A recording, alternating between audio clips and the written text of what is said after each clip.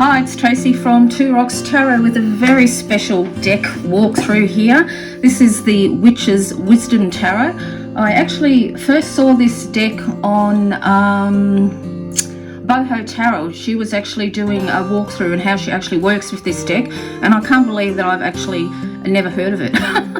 It's by Phyllis Carreau and the artwork is by Danielle Barlow, who has done a Oracle deck, which the name has escaped me at the moment, but I'll get to that in a minute because it is written in the book. It comes in so it's by Hay House, and it comes in the magnetic box, and it's really big, so I don't know. But the best thing is, look, it comes in with a beautiful bag, a linen bag, which I absolutely adore.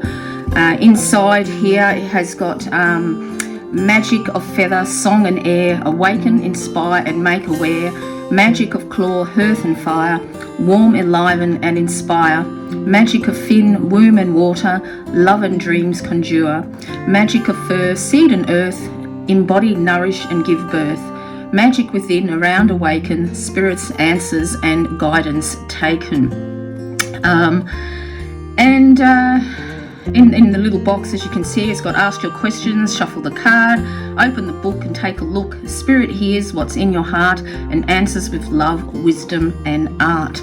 And the artwork is absolutely stunning in this deck. I just cannot believe, because I have actually read, when I first started to walk the witchcraft path, Phyllis Carreau's books, and yeah, didn't even know that she had this deck out. So it's a very different deck, and hopefully that all fits in there. As you can see, I've got a lot of markers. This guidebook is very different to your normal everyday tarot deck. So it doesn't come with a little white book. This is absolutely a beautiful, you can probably see that, it's a linen finish on the actual book itself. It's got this, again, it's got this most beautiful artwork in here, as you can see. It's a really beautiful, the pages are gorgeous, they're very soft.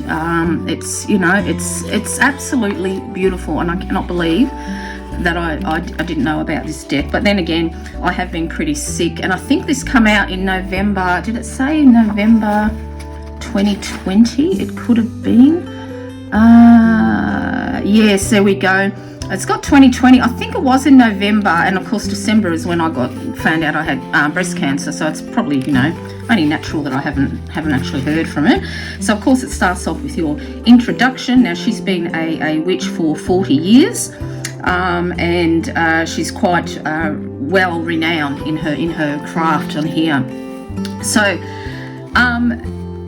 what was the deck? The Greenwood Oracle, that's the one. So if the artwork looks familiar, that's why it is there.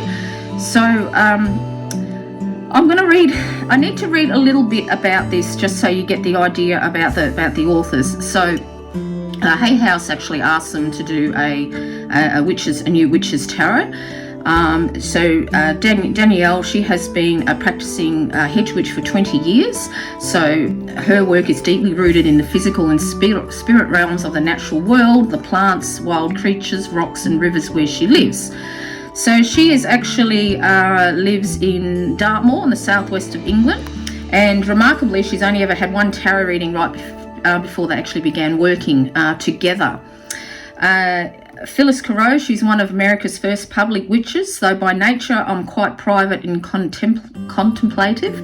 Shortly after my neo-Gardnerian initiation 40 years ago, I was the first to merge contemporary witchcraft with core shamanism, gradually creating my own tradition of shamanic Wicca, the Temple of Ara, which is devoted to the universal spiritual wisdom of Mother Earth and has grown into an international community. I'm also an attorney, an activist who's fought for the rights of witches, women and Mother Earth, the author of 4 internationally best-selling books, and a teacher who's helping make witchcraft accessible to the world. Okay, so she's single without children. She spent much of her life in New York and on the road, and now she lives out in a farm country and spends a great deal of time with the Ara community in Italy. And she's read tarot now for 40 years as well. So but I want to actually describe, and I know what I'll do is I'll put a timestamp on those of you who just want to go straight to the cards, but I think it's really important to actually read these, what I want to read out, because it explains how the deck works much better than I could. So her connection began before meeting. So not without knowing what the other was doing, we both used journeying, which is an ancient shamanic technique for gaining guidance and insights to seek answers to the same question: what do we need to know to create a new witch's tarot? So when we spoke, we discovered we'd given the same answer. Begin with the elements: air, fire, water and earth, not their symbols. Ask them what the world needs to know and they will show you. So then they agreed that they would use journeying to create a new witch's tarot, which would be meaningful, magical and rich with wisdom for witches and for the world. So of course it goes on to explain that journeying has been used by Indigenous peoples across the globe for thousands of years. It's a spiritual technology, if you will, that hacks the brain with steady percussive drumming or rattling to open consciousness and perception. And then this altered state gives the journeyer access to spirit realms to work with power animals and spirit guides, allies and teachers, and then return to this world with healing, wisdom and other blessings, including the ability to see the sacred. So it's amazing, effective technique in which Danielle and I were already skilled and were confident with the method for discovering our deck. So given its common ground with modern witchcraft and its proven efficacy and popularity, they decided to follow the path laid out by the Rider tarot deck, starting as they'd been instructed with the minor arcana. They've also proceeded to do it in the order in the Witch's Circle, which is cast in the Northern Hemisphere, starting with air in the east, fire in the south, water in the west and earth in the north. Now, even though I live in Australia, I don't actually follow I do actually follow them to those directions. I don't follow the southern wheel of the year, and being where I live too in Australia, there's different seasonal wheels, according to the Indigenous people who live here. So up in the Northern Territory there's 6. I think there's 4 here where I live in Perth, so it's very, very different, but I still use those directions on my altar. So when they journeyed together, they did this with all 56 cards of the minor and a combined total of at least 112 journeys into the 22 mysteries of the major. So altogether, they had 156 journeys of actually journeying into the cards and what they wanted to tell us. So they said here that as a tarot reader, she didn't want to overthink or anticipate the meanings based on what she already knew.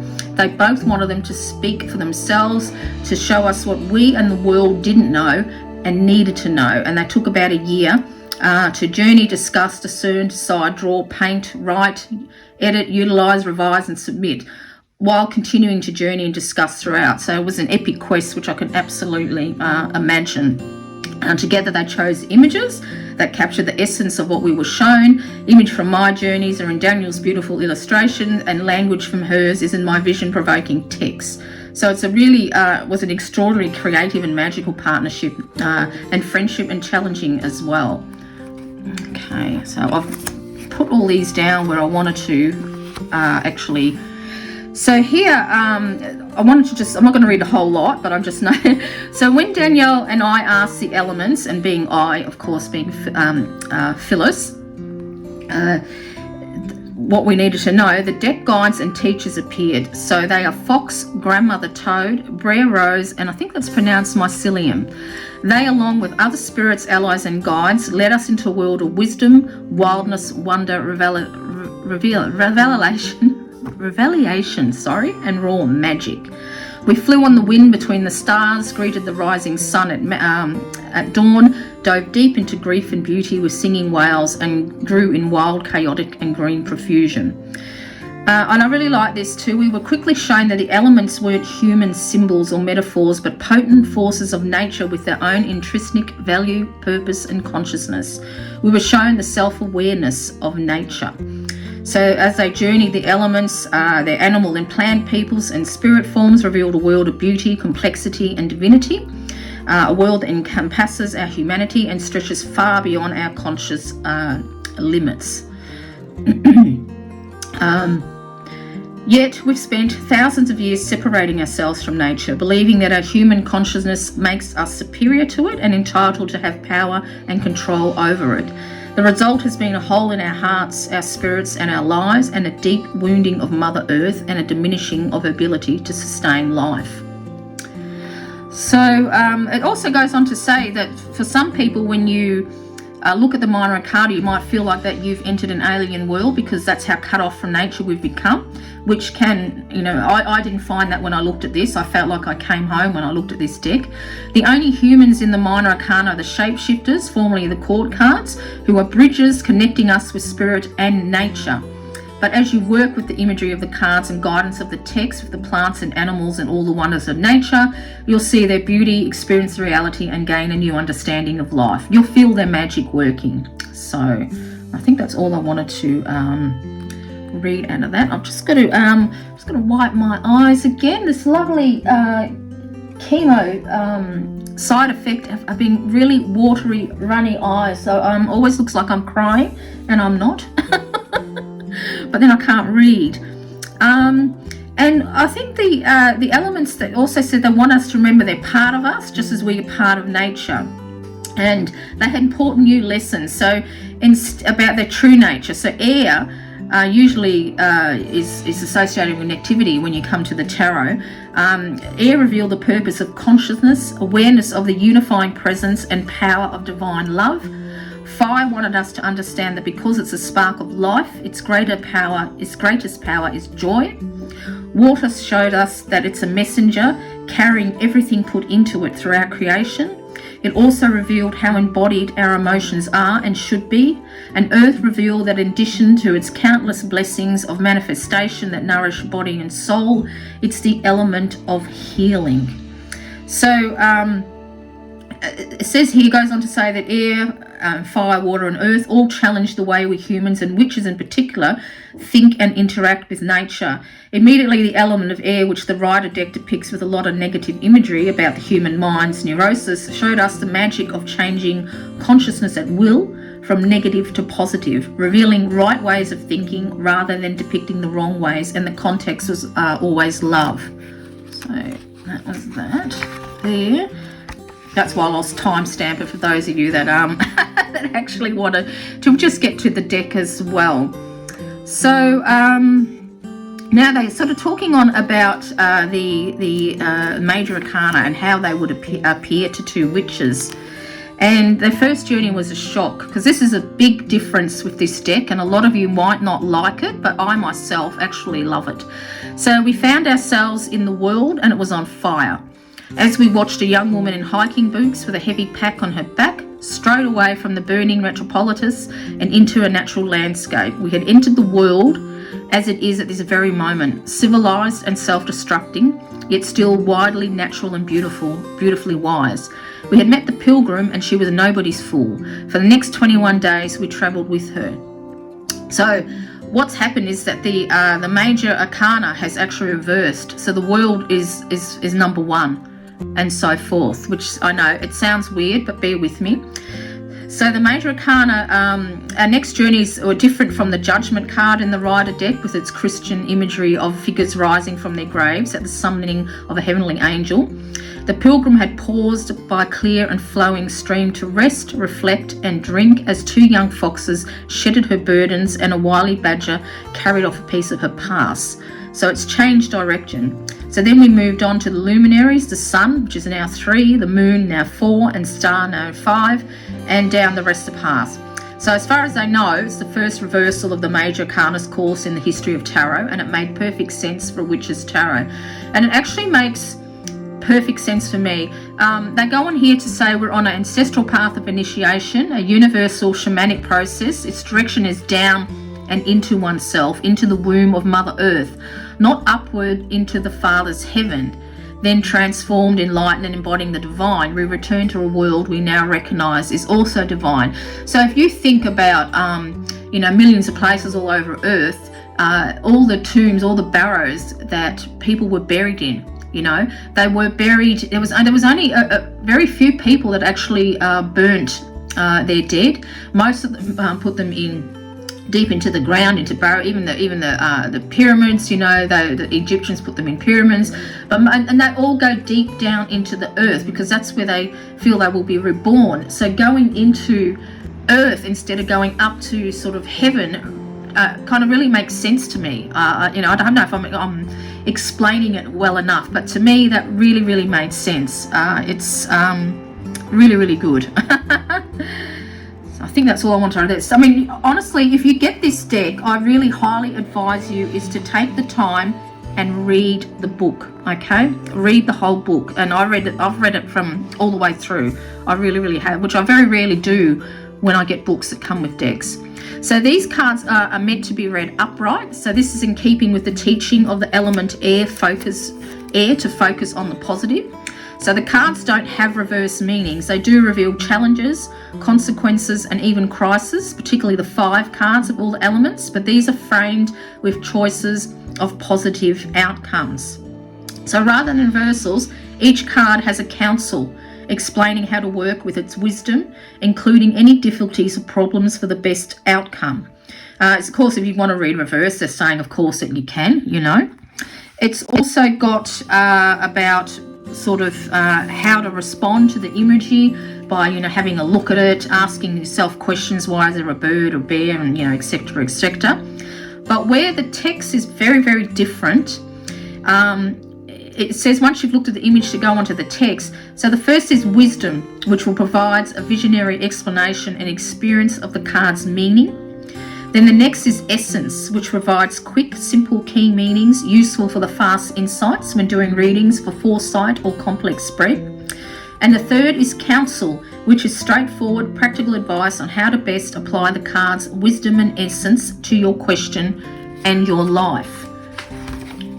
And the final one is magic, a concise and potent spell, potion, or other magical workings to manifest the purposes of the card and your own intention.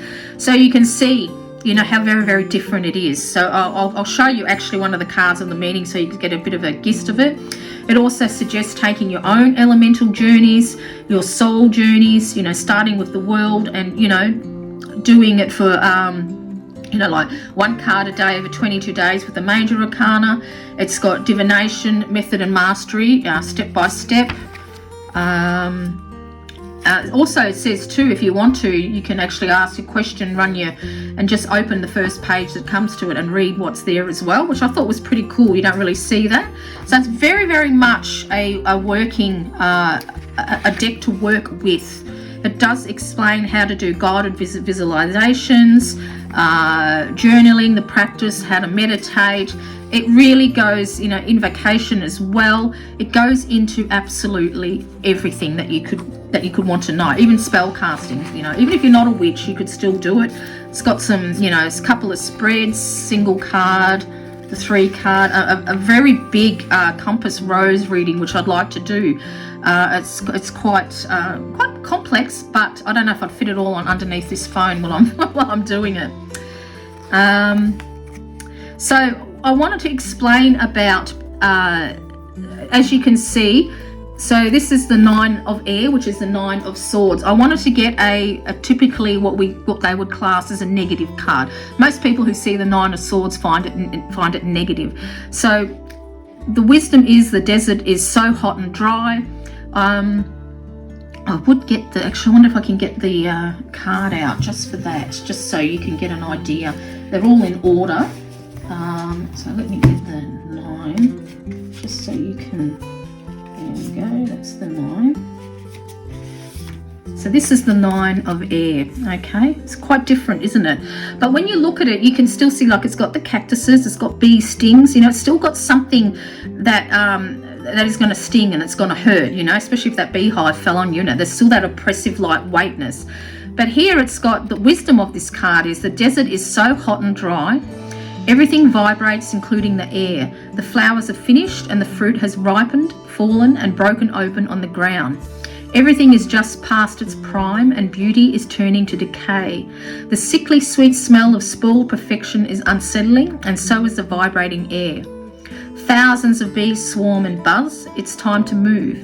There's not enough food in the area, or the hive is overcrowded or filled with parasites and disease, or a new queen has been born.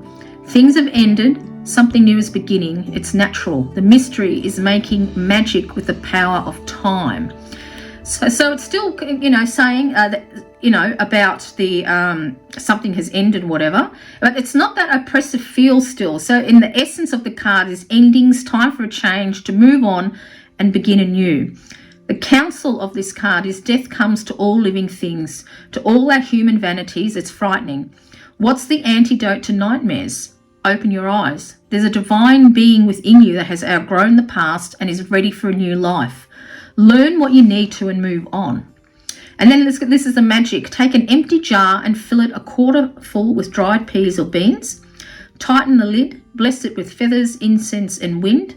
Rattle and spin, make a great noise, release the past, chant the future, stir the air with the energy of your soul vibrating to its purpose.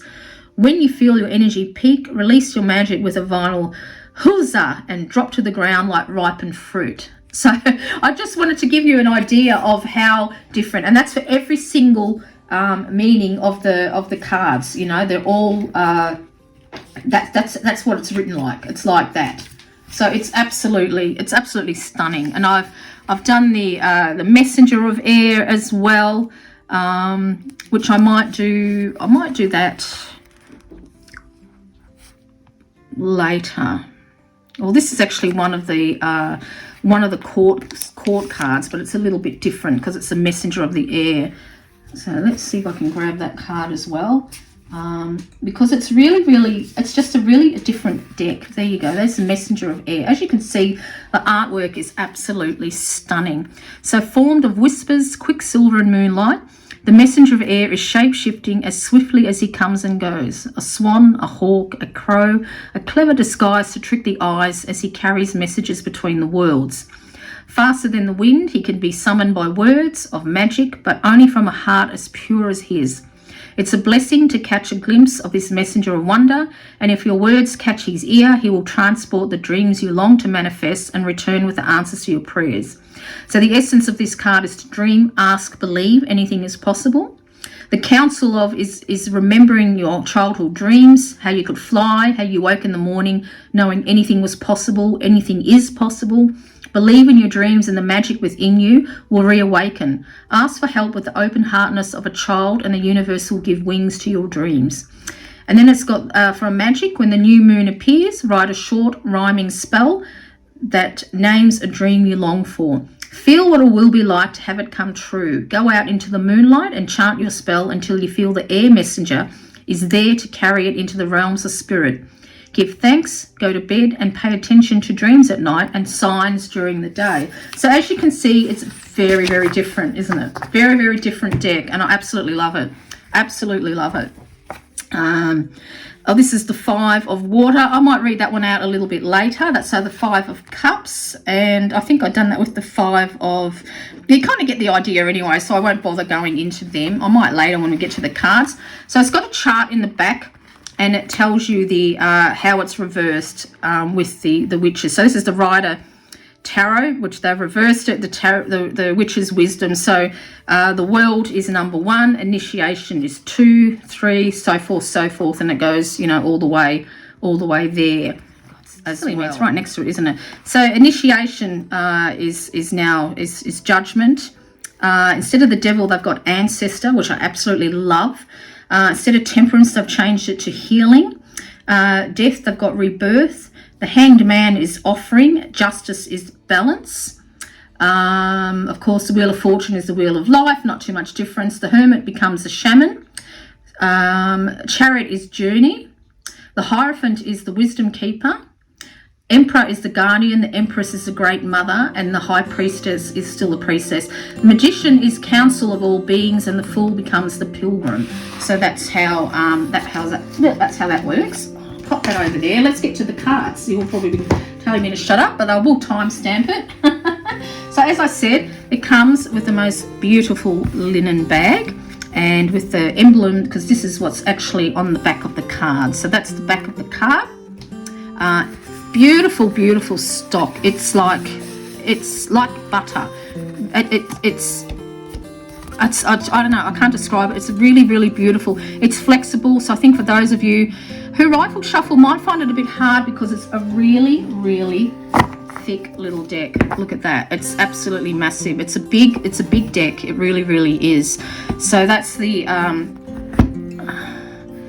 So we'll go into the, just make sure that's in the middle so we can see. I can put it to the side. Excuse my hand, it's bandaged up. I've got what's called, I don't know if I can pronounce it, lymphedema, whatever. Anyway, it's when your whole arm swells up, because when you have your lymph nodes removed, you the body can't actually drain out fluid, and it gets stuck in my hand. My hand looked like it was a fake hand. I sent a photo to Nina and she couldn't believe it. She thought the same thing. It looks like a fake hand. So I'm bandaged all the way up. It's a little to keep it all tight, so to encourage the fluid to drain away. And yeah, I've got to wear this until I get it under control, because when I start radiation, which is next week, you can actually exaggerate it again. So there we go. So this is the Ace of Air. Absolutely stunning. So it's a harp. It seems you've got claws on the, it seems to have claws on the end of it as well.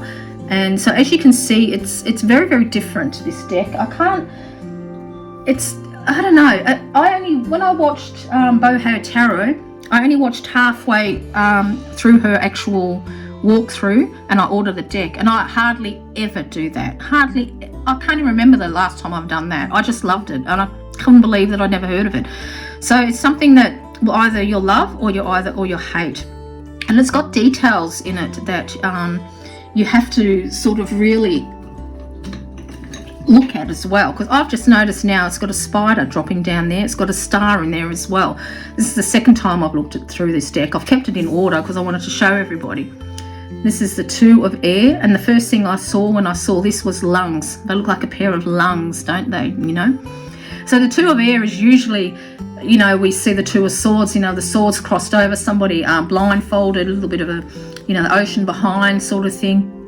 But as soon as I saw that, I thought, what are you struggling to breathe, you know? What is stopping you from breathing with ease? And funny enough, when I actually got this deck, I have to make another video on just a little bit of a health update. But when it comes to your radiation therapy, you actually got to lie on your back, and you've got to have both arms behind your back holding onto a couple of little bars, and you've actually got to press a button and take a deep breath in, and press a button and then take a deep breath in so that your heart falls behind your rib cage, and you've got to hold that for 25 seconds while they give you the radiotherapy.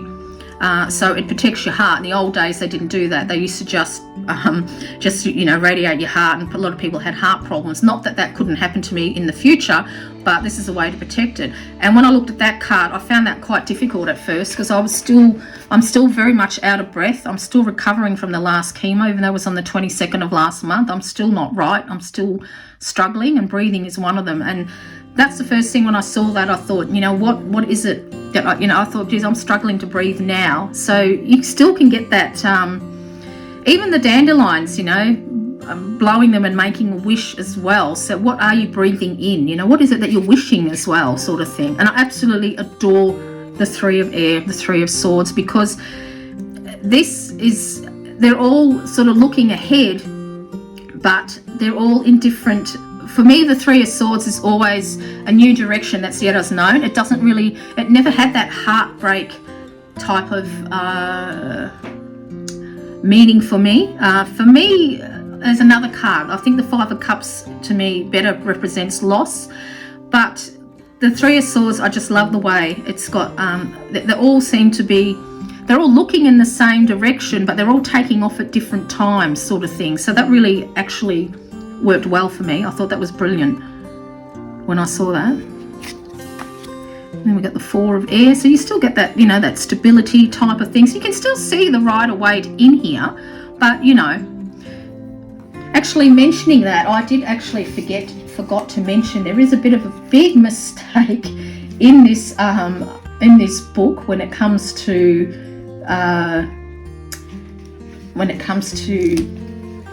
talking about here. Look at this, look at that. In 1910, artist Patricia Smith and writer Arthur Waite. So, you know, of course we all know that's Pamela Coleman Smith. So hopefully that they will actually, you know, fix that up in the future editions. But, you know, but anyway, yeah, there's the Four of Air. You've got the Five of Air here. camera just decided to die, so I had to actually delete some storage. I had a whole heap of stuff in there. So we've got the Five of Swords here. So we've got some mother owl sheltering her, you know, her babies, and we've got the one that's left out here is probably guarding the all of them, the family of owls there.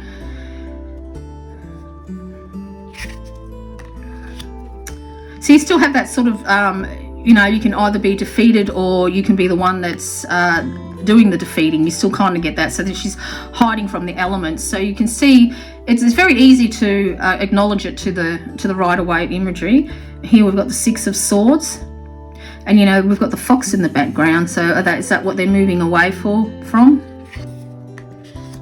The Seven of Air. I absolutely love this with all the feathers on there. I think it's gorgeous. Very different, isn't it, to you know, someone being sneaky sort of thing. It's still got the different type of choices, but yeah, it's a little bit sorry, I got that confused then with the Seven of Cups. I meant about being the sneakiness is gone. Instead it's you know, it's turned into feathers. Are they light feathers or are they weighing you down? Here we've got the Eight of Swords, Eight of Air. So as you can see, they're very, very different. That's the Nine of One that I showed you before. Here we've got the Ten of Air. I just absolutely love this deck. There's the Messenger again. So as you can see, you know, he's holding a darker tuck behind. There's a wing there. It's just beautiful. The Witch of Air. So these are what are sort of the court cards and how they've changed them. So that'll be the Queen. This will be the King. This is the Craftsman of Air. The Goddess of the Air.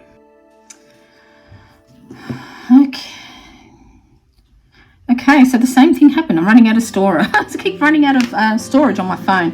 So there's the Goddess of Air, and then we come to the wands. So it's the Ace of Fire, Two of Fire. I quite like that one because it's, you know, the way it's wrapped around like that. Sometimes you're very tied up between which way you want to go, don't you? We've got the Three of Fire here. It's got the what are they called? Is it will-o-wisps? When they sort of, you see them when you're out in the woods. We've got the Four of Fire. Beautiful fox. And you can see the artwork is absolutely divine. Here we got the Five of Fire, sorry. So instead of the battling, we've got the actual butterflies. The Six of Fire. Seven.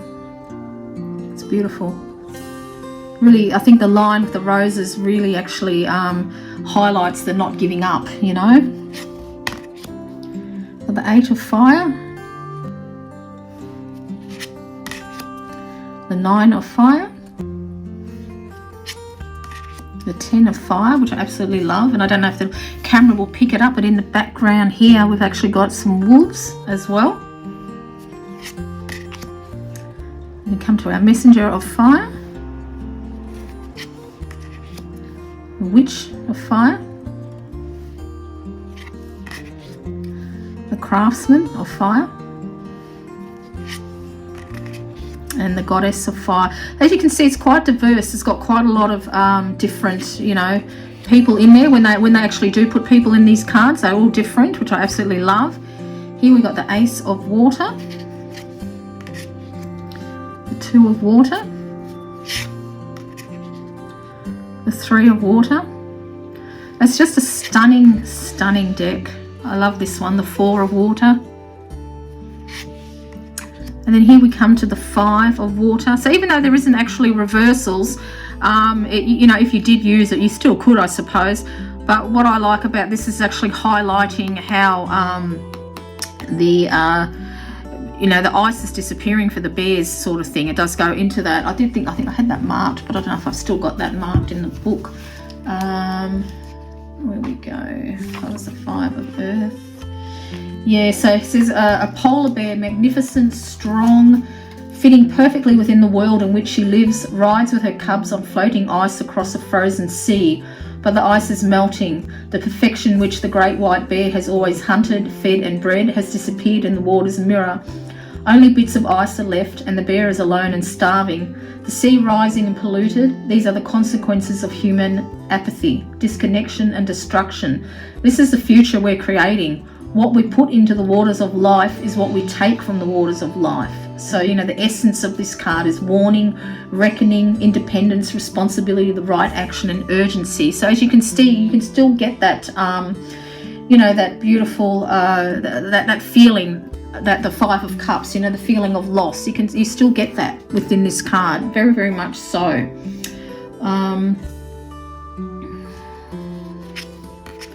And come to the Six of Water. I love the color palette in this. I think it's absolutely beautiful. This is the Seven of Water. This is one I was thinking of about the Seven Cups before with the Seven of Swords. Yeah, you can see all the herds coming to the actual, you know, to the one water hole sort of thing. Looks like these ones have dried up, no longer sustaining.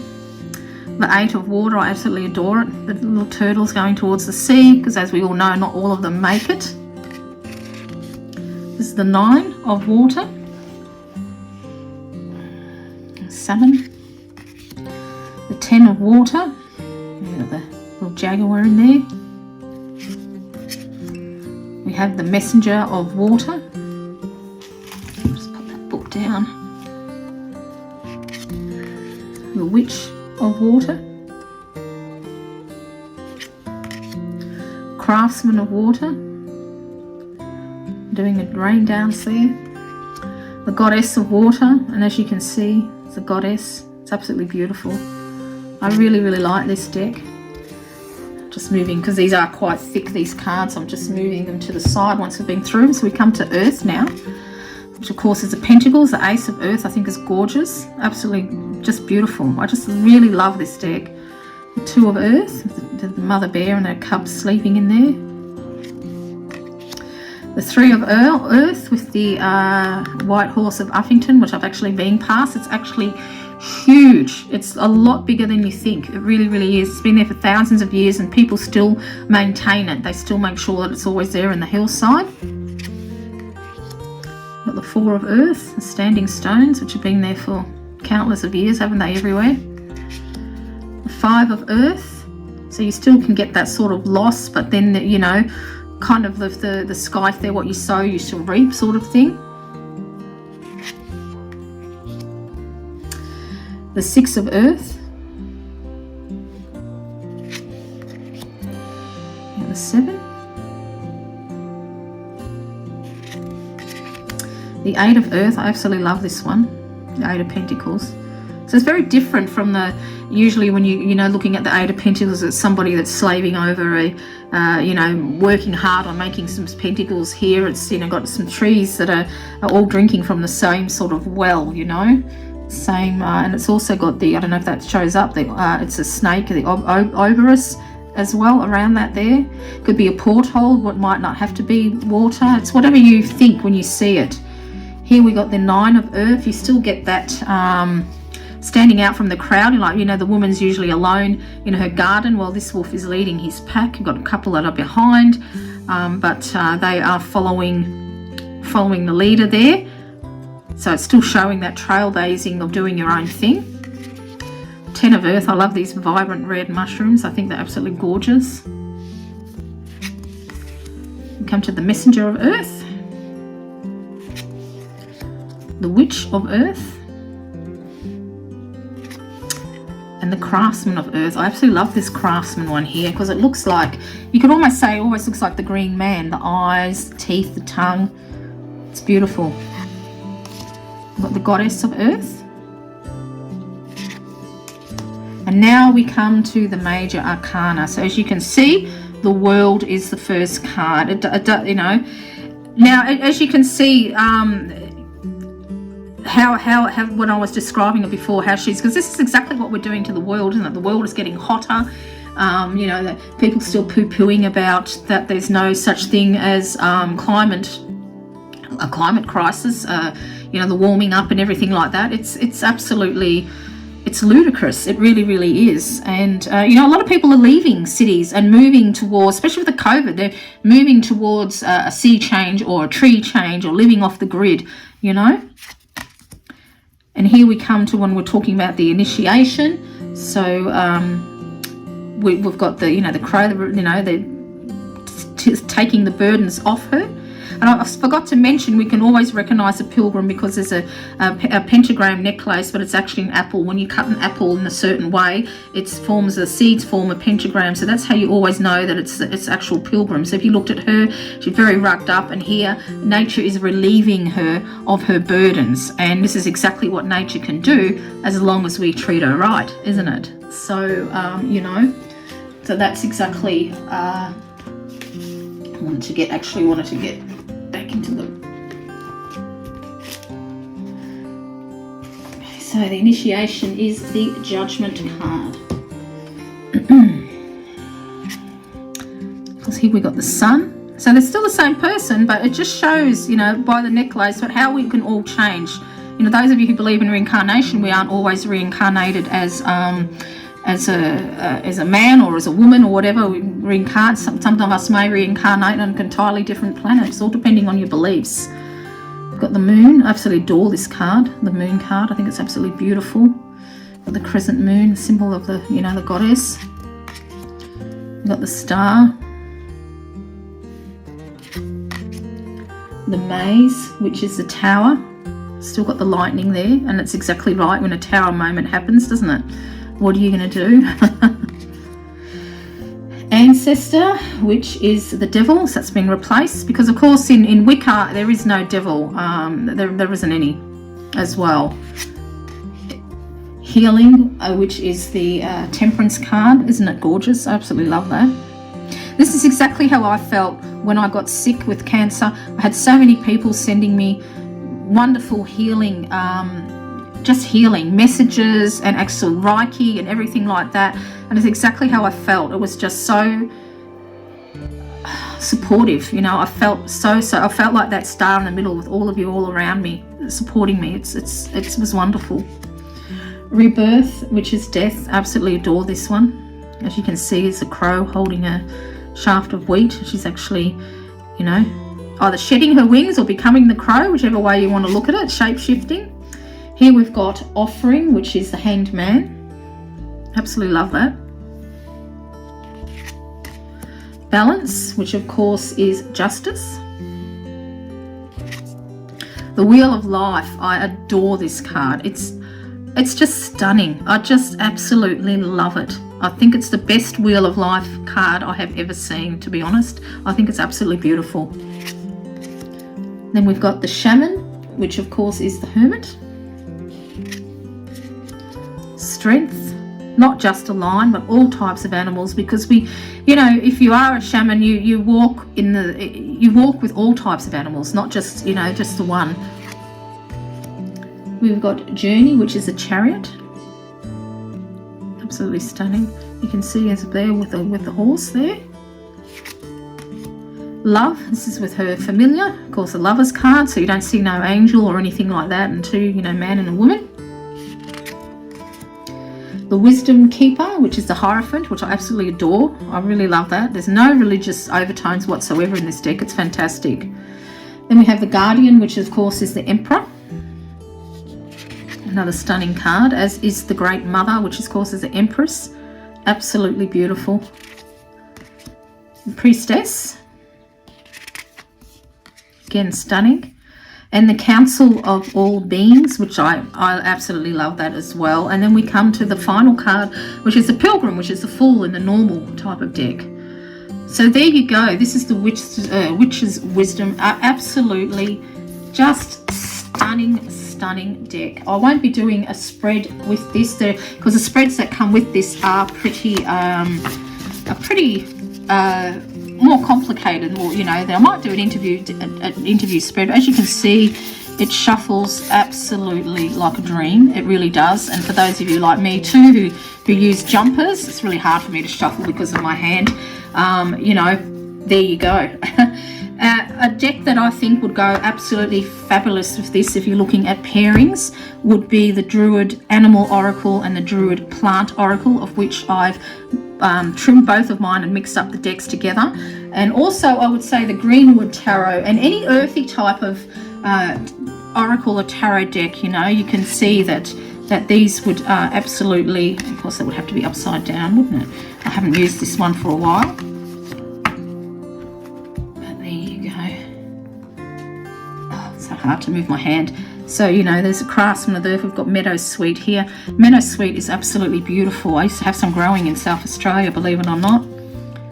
So as you can see, you know, this deck would work really, really well with this particular, you know. It's because it's the same sort of principle. It's absolutely beautiful. So for pairings, I think this would pair really, really well with this deck.